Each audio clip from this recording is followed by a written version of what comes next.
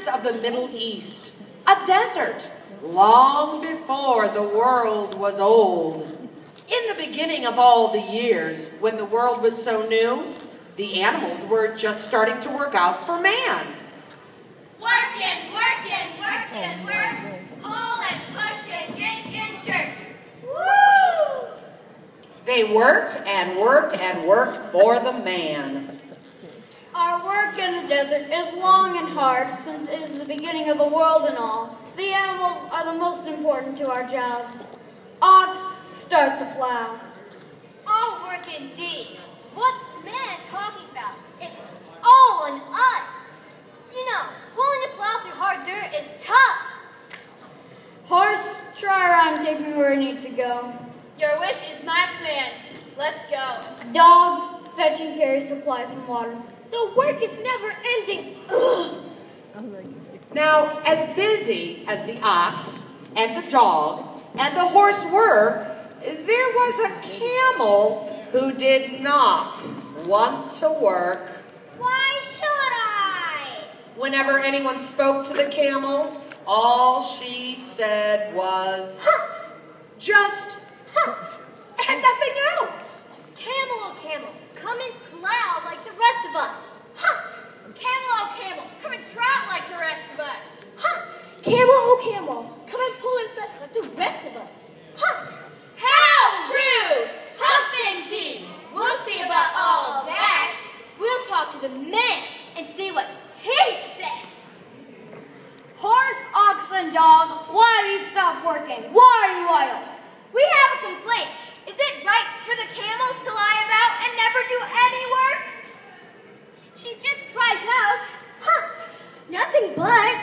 Humph! It's unacceptable! How lazy! I'm very sorry for all, but that hump thing must not be able to work, or she would.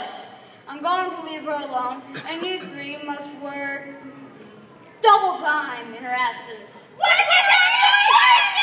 It's the work! There's no way she's gonna get away with this. Camel, oh camel, won't you please join us and work? Humph! But we're all working double time in your absence. Humph! You think you're better than us. We'll see about all that. We'll talk to the djinn. He's so wise it's being in the desert. Then came along a djinn of the desert, who was in charge of all deserts. He came rolling in on a cloud of dust, and he stopped to powwow with the three animals. Djinn of all deserts, is it right for someone to be idle with the world so new and all? Certainly not. It is right that everyone should put in their fair share. Well, there's this thing in the middle of the desert, and she hasn't done a stroke of work since Monday morning. She won't plow, or try, or carry. That does sound like my camel for all the golden Arabia. What does she say? She says hump. Does she say anything else? Nothing but hump. It's very annoying, and my back is breaking from all the extra work. Well, the djinn rolled himself up in his dust cloak. He flew across the desert, and he found the camel just lounging about. Look at that. My long and lazy friend. What's this I hear? You won't work with the world so new and all? Hump. You've given the three extra work all because of your laziness. Hump. You see? You need to contribute your work equally, my friend. You need to work. Hump. I wouldn't say that again if I were you. You might say it quite too often. Hump. Careful. I want you to work. Hump. Uh-oh. You're in trouble now. Camel, dear camel. Don't ever say I didn't warn you. Bubble, bubble, toil and trouble. Get to work now on the double. You'll be set to work all day. I hunt for stars. Work and play. All at once, the camel saw her back puff up. It puffed into a great, big, lolloping hum. Wow! Look at that!